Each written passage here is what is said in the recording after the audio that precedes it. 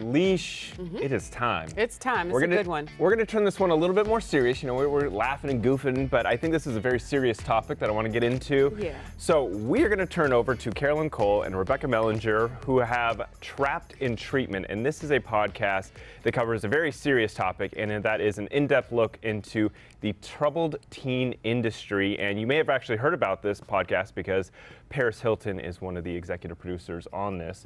But ladies, welcome to Pod Sauce. Thank you. We're so happy to be here. Yeah, thank you for having us. So, Did we give an accurate description? Yeah, of the did I do podcast? okay? We can start there. Yeah. That was good. It is a complex topic, and so we will be more than happy to enlighten everyone on all of the nuances of this issue. But you guys did great. Great start. Well, I think, you know, you guys talk about this a lot during your podcast, but how Paris Hilton kind of put this on the center stage of America when she did her documentary, This is Paris, and talked all about Provo Canyon School and the very tough time that she went through there, and how this is not just isolated to one school. There's many schools out there where kids are being abused and treated very poorly, and they're disguising it as, oh, we're trying to help a Behavioral troubled treatment, teen. right. So how did you guys decide you wanted to do a podcast really diving into this even more? Well, so this industry has been around since the 60s and 70s. So we've seen advocates and senators try and make change within this industry, but it really wasn't until Paris came out and she kind of gave survivors a platform to say, this happened to me too. You know, my family, please look into this. Please watch this with me. We can talk about my own experience. I think people had felt a lot of shame previously. And so we had actually, with Paris, gone to Utah and we hosted a rally for survivors of Provo Canyon School. And while we were there, we just realized how pervasive this issue was, not only with Provo Canyon School survivors, but like you just said, Dax, with the whole industry in general. And so we felt like the podcast world would just be an incredible platform where other survivors could share their stories. Paris really wanted to give them that opportunity. And then also just for the general public to get an in-depth view of what this industry is and what it looks like to be a survivor. Carolyn, Rebecca, you know, as Dax said, this is obviously a really challenging topic to discuss. So please, give us grace if we don't phrase certain questions the correct way. I want to start with, what were the ground rules given to parents who wanted to send their children off to a school like Provo Canyon? Sure. So you have to understand that this industry makes millions, billions of dollars off of these parents. And so because there's not really been any kind of regulation or oversight of the industry, it is they have very strong marketing campaigns. So starting off when they talk to parents, it's a lot of, oh, this is the place for your child. You have to enroll them immediately or they are going to die or end up in jail.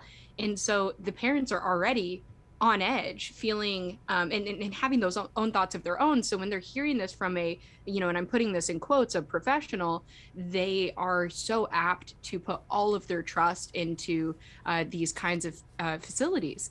And so, you know, what the ground rules are is they will tell you right off the bat, your child is going to say that they're being abused. They're going to say that they hate it here. And that is them trying to manipulate you. Do not believe them. And so parents are already going in anticipating like, okay, they're gonna lie and say that these things are happening, and I have to hold strong because it's in the best interest of the child.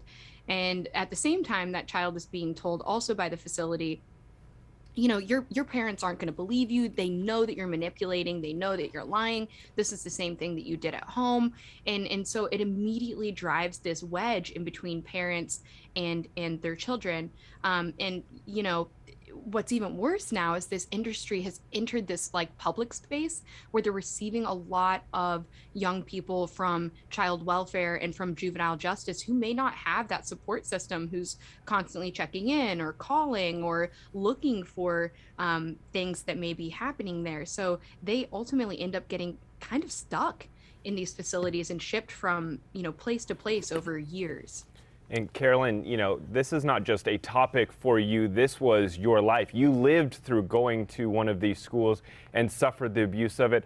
What were the conversations? How long did it take for you to talk to your parents? What were those conversations like for you to finally say, hey, this is what my childhood was like? And how did your parents respond to that? Yeah, so I went to a behavior modification boarding school when I was 14 years old, and I was there for just under 2.5 years. I was there for 29 months. And so when I got out, because that entire time, and I'm sure people even who experience incarceration can relate to this, but you think about like, oh, I can't wait to just like wake up in the morning and go get a donut. I can't wait to just walk out on my front porch and just smell the fresh air, like all of these things that we take for granted. And so a lot of the time that I spent there was really, fantasizing about just having a normal life and normal teenage experience. So when I got home, I really didn't want to talk about it. I wanted to move on. I wanted to start my life that I had been fantasizing about for 2.5 years. And so it took me actually about 15 years to be able to talk about it. And like a lot of people who experience trauma, I don't think at that time I really understood what was happening was abuse, because I was being told that I deserved it and I was being told that I earned my place there. And so I didn't really have that context or perception to be able to know. But it's an ongoing conversation now. Even with all the work that I do, in the public space to create policy change, my family still has a really difficult time being able to own their involvement, which is hard, right? Because we love our kids. And at that time, my mom thought she was helping me. But now she knows, and it's so hard to grapple with. I'm really glad you segued into that, Caroline, because honestly, that was, one of my concerns.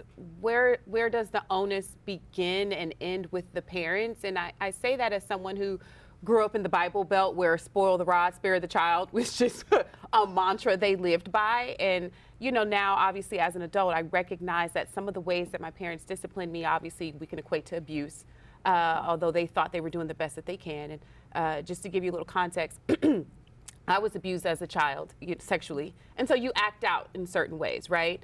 And if you're not saying anything to the adults, they just think that you're just out here living wild and reckless. I say all that to say, after going through what you went through, obviously, and please correct me if I'm wrong, but there must have been just a level of not being able to communicate with your parents effectively what you needed, and for them to be able to hear you, and that's why they sent you off, right? And so going through what you went through at your 29 months there, and you come back, it's like, how do you reconcile now a relationship with your parents? It has to be a challenging thing. It's extremely challenging, and thank you for sharing your story and experience. I think there's a lot of people out there now who live with that, and I'm so grateful that we're finally in this space where we can start talking about those experiences and it doesn't feel as shameful as it used to. Right. And so for myself, after I was released from this program, I really tried my hardest to integrate back into a normal school, which was like culture shock, and do all of the things like preparing for college, and it all seemed so overwhelming. And so now what I know is that I was actually really suffering from complex PTSD from my experiences at the facility. And so that presented in a way where like I never felt safe. I never felt like I could relax. I never felt like I could trust anyone. I would go through rapid cycling of very serious depression and anxiety. And then really high highs where I'm like, I've got this, I'm going to enroll in college and I'm going to, take on the world. And then 2 days later, I couldn't even get out of bed. And so I started self-medicating at that time. And I actually went through 2 different times of experiencing homelessness and just, extreme poverty as well at the time. And so I experienced so much trauma also after the program. Right. That by the time I realized how it was all interconnected, I had a lot more mercy with myself and I had a lot more mercy with my family. Okay. Families are being victimized as well, and systems that are placing young people in these facilities, they don't know because the information's not available. It's not being reported. And where do you go to even look up, is this facility good? It's not there. So, that's part of the issue, is we can't blame these families necessarily for their part in it, because a lot of times what they would need to know is just not available. I'm a father. I am very fortunate. I have very well-behaved children. I know not everyone has that in their life, and I want to know, for someone that is struggling with a child and they're trying to figure out what's best for their child, what advice can you give to a parent that is struggling, that is looking for help, but wants to make sure it's the right kind of help? What would you say? What would be the resources they should go to?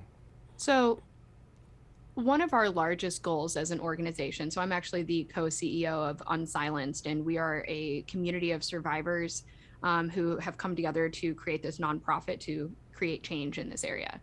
And so one of our largest goals is to depathologize adolescence, right? Coming of age is a very difficult time. Right. You are going through extreme hormone changes. You are figuring out, some of the social dynamics in our world that are very challenging for young people. And so how can we normalize some of that rebelliousness? How can we normalize kids not being compliant? That's, you're a teenager. You're not supposed to listen to all the rules. You're not supposed to make your bed. You're not supposed to, responsibility is a learned skill. And so how can we be more merciful with the young people in our lives? Our organization is also currently working on building a database of community-based resources. That is where the solution is. We've got to keep kids in their communities. We've got to make sure that we have the resources to respond to what their needs are. So if you are a parent or a young person who is going through this right now, please reach out to us. We would love to connect with you. You can find us at unsilenced.org. And all of our social media handles are just at unsilenced_now. And we would love to connect you with any resources. It's kind of that very difficult balance also, because we're always taught to trust the medical professionals that we engage with. And in this instance, there's so many pipelines into these programs, whether it is a medical professional or it's an education consultant, or it's a transport industry that's kind of your first foray into this industry, or it's a judge. And so I would just say, do your research. And that sounds so obvious, but we're still finding parents who are reaching out to us as of yesterday, as of last week, that are saying, my kid just got sent to Provo Canyon School. I'm now just learning about all of this. I mean, it's readily available now. It's very different than it was back in the 90s when a lot of parents were also placing kids there. There's information online. Listen to the survivors, read the reviews. They're very, very telling. And what we know, it's been very well documented, is that the marketing tactics and kind of the deceptiveness of this program has allowed it to flourish for so long. But at this point, given the platform that Caroline's created and that Paris has really created, you can't not know. Yeah, your podcast was very interesting to me, mainly just being from the African American community. We don't hear at all, children being sent off to behavioral schools. Not to say that it doesn't exist. It's just something that, financially, we're not privy to. So we really go off of what Caroline was saying originally, community, right? The community raising up the family when the parents, can't, what's the word? I hate to say manage their children properly, because I think that's a horrible way to say it, but I think you guys understand what I'm trying to say.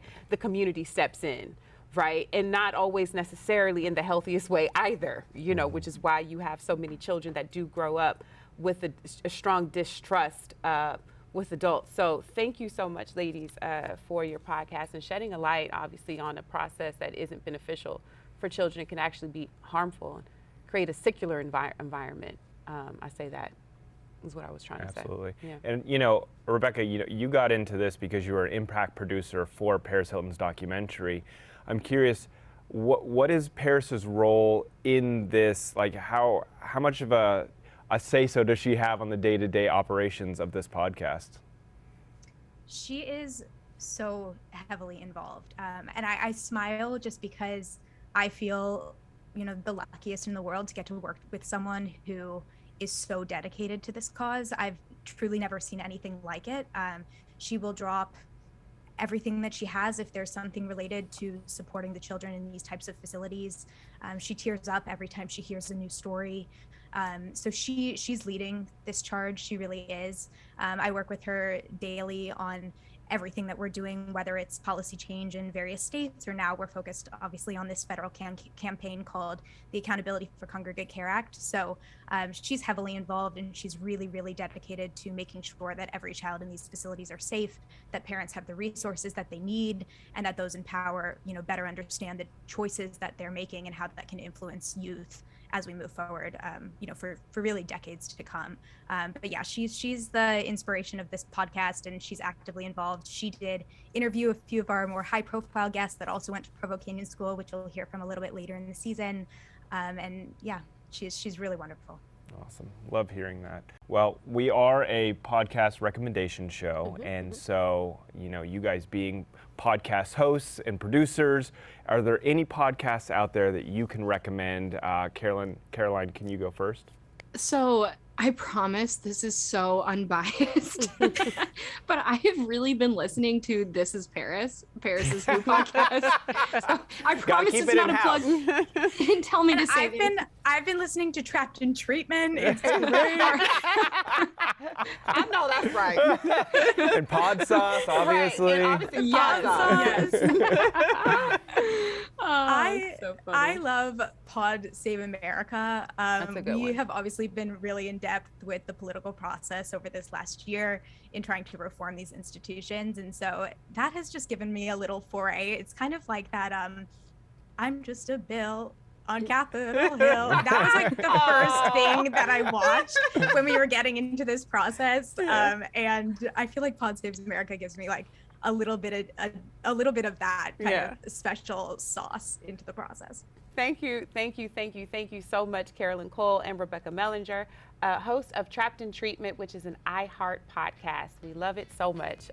Thank you, ladies. And Carolyn, thank you so much for sharing your story and being bold and brave enough to talk about your experience to hopefully open the platform and a safe space for other kids to feel emboldened to speak about theirs.